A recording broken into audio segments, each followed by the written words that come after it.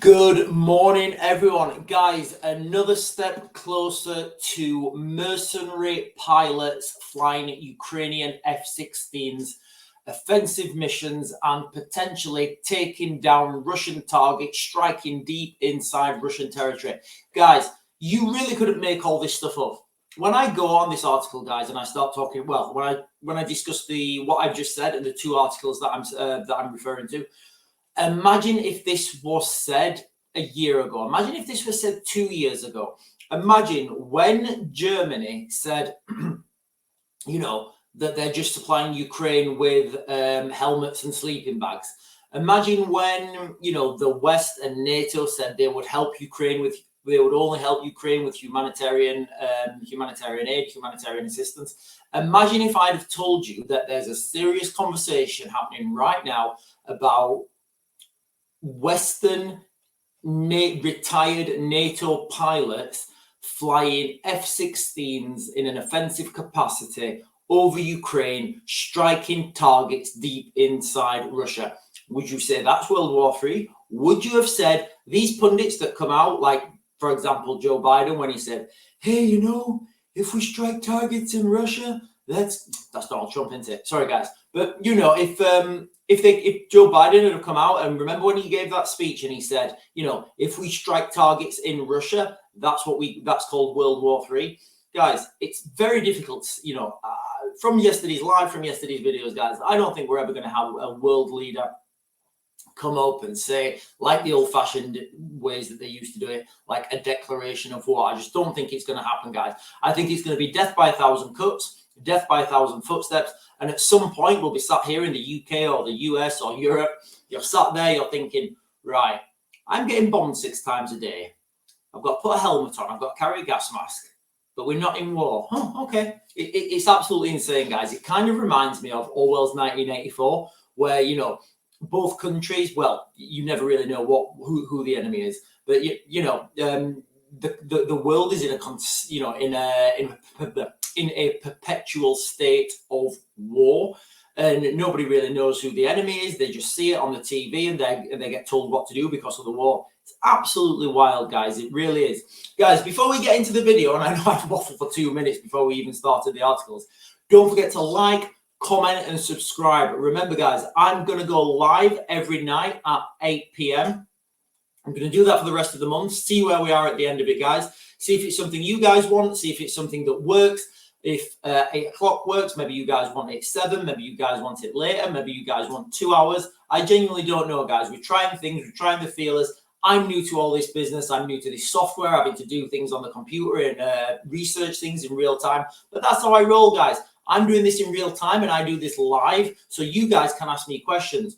Yesterday, guys, we had some subject matter experts on. They were asking me really difficult questions. Those things I don't know, guys, I'll just search it and I'll show you the page links I'm getting. I'll give you my commentary. Remember, a lot of these videos are my speculation, my analysis, and my opinions. Anyway, guys, let's just get into it. So if you remember, back in March, I said, I think it was March, I said, look, Poland are going to close the airspace over Ukraine. And I said this because of the there was an article out by I want to say RAF, it's not, Polish Air Force, whatever they call it. Polish Air Force F-16 pilot. He came out and he said, we've been up to intercept these drones because they were heading towards Poland, but we can't leave Polish airspace. But if we could just fire, if we could just press a button, it would destroy these Iskander missiles and it would save a load of Ukrainian lives. That's true. That's fine. There's nothing wrong with that. In fact, guys, you know what? These countries are in war. I'm not going to pass comment on what's right and wrong.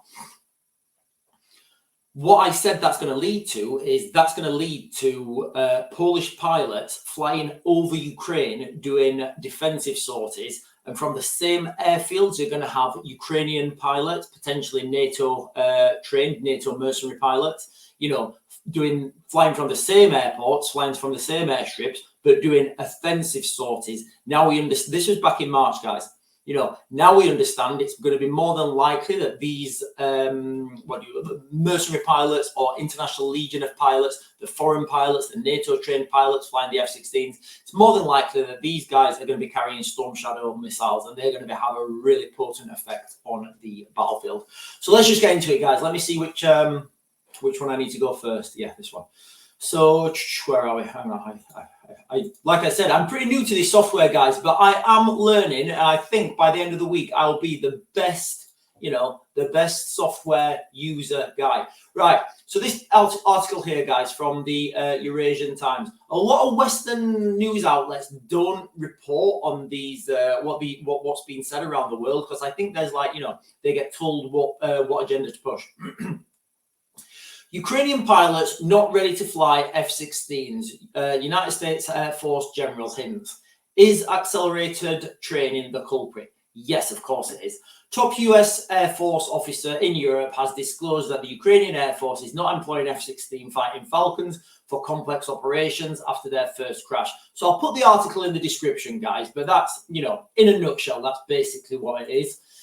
The training that these Ukrainian pilots had was limited because they were rushed through, and they're like, right, we need these pilots now. We need these pilots now. We need them now. We need them yesterday. The problem was when you go away and you do, like, if any of you guys have ever done training courses, the first couple of courses are riddled with teething problems. Like administrational things like food, accommodation, transport, they're always dramas. You know, when you're dealing with dual language, you know, the first batch of students you get, you know, their language skills might not be up to it. So then you have to get an interpreter. And guys, if you've ever worked with an interpreter, that interpreter needs to know the subject matter.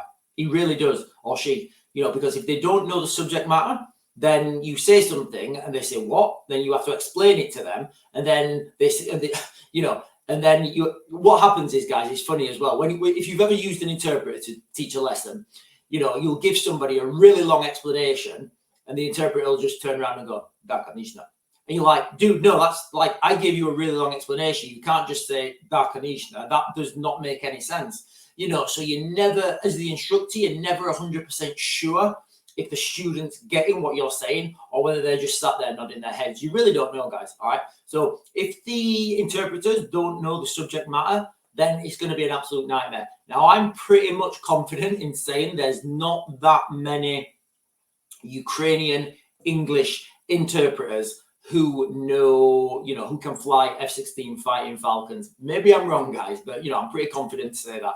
So these training courses were riddled with teething problems from the very start. You know, I've heard horror stories, guys, and this is from what I've heard. I don't know if it's true, that a lot of the Ukrainian, well, some of the Ukrainian pilots who went out there couldn't even fly. So they're like, no, dude, you need to at least be able to fly fast jets. And then because that was a communication error, you know, the Americans apparently, guys, I don't know if this is true. Obviously, this is like, it's probably secret.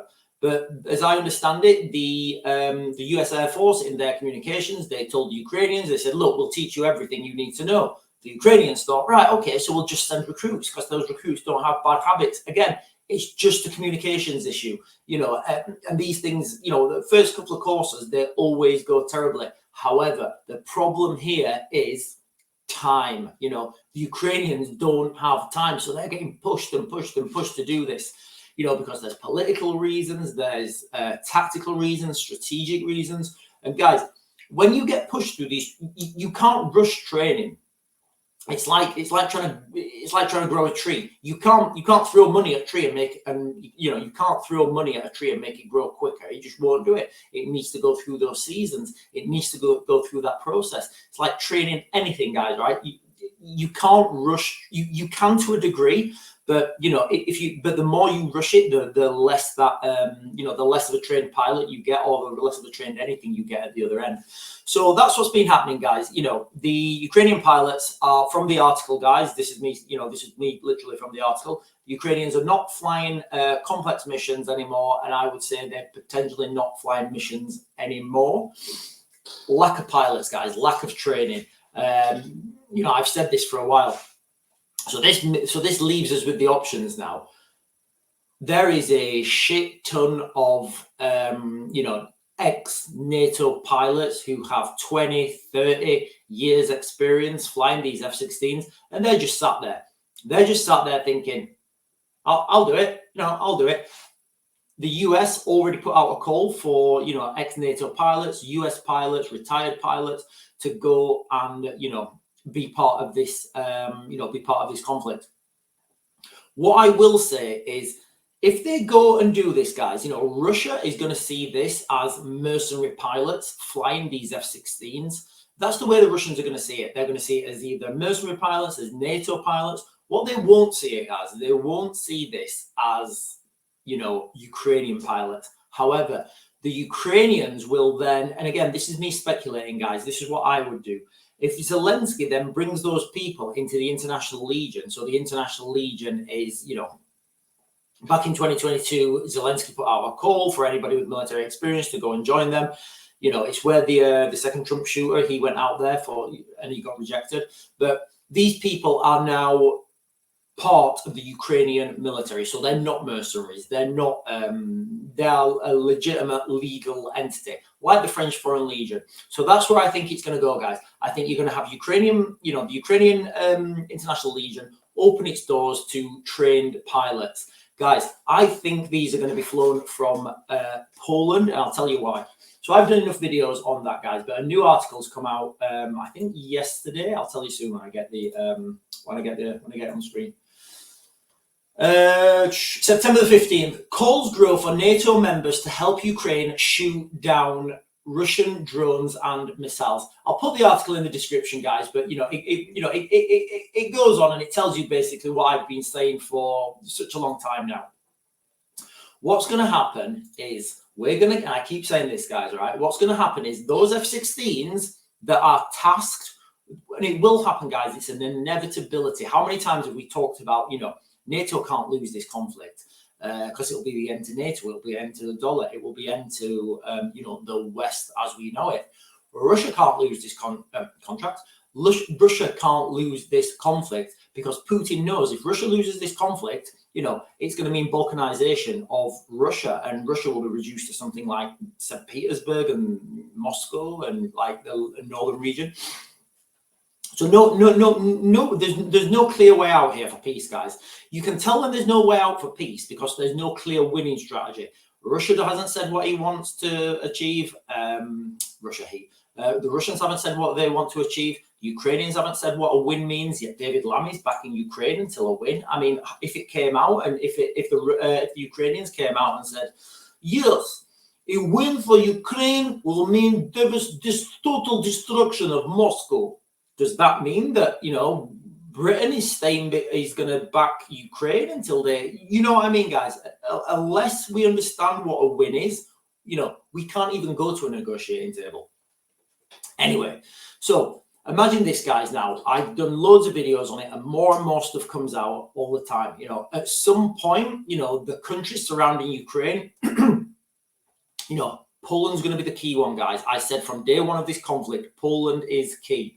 Poland's, I think it's certainly the longest standing bordering NATO member.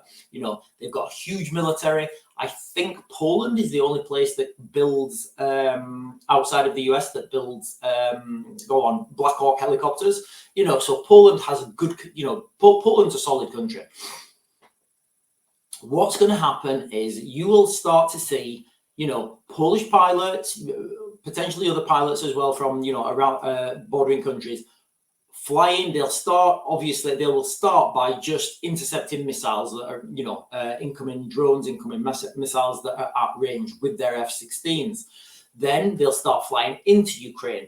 Then they'll start doing, defensive sorties around Ukraine and defensive patrols around Ukraine. At the same time, guys, at some point, I don't know when it's going to be. It'll probably be after Trump's elected, but you will have, there's a potential for having NATO pilots, trained NATO pilots, flying NATO F-16s from Poland and striking targets in Russia. Guys, that is the way we are going. Guys, I'll put you the links in the description. I'm going to Mac to Grid. I'll get you guys another video later.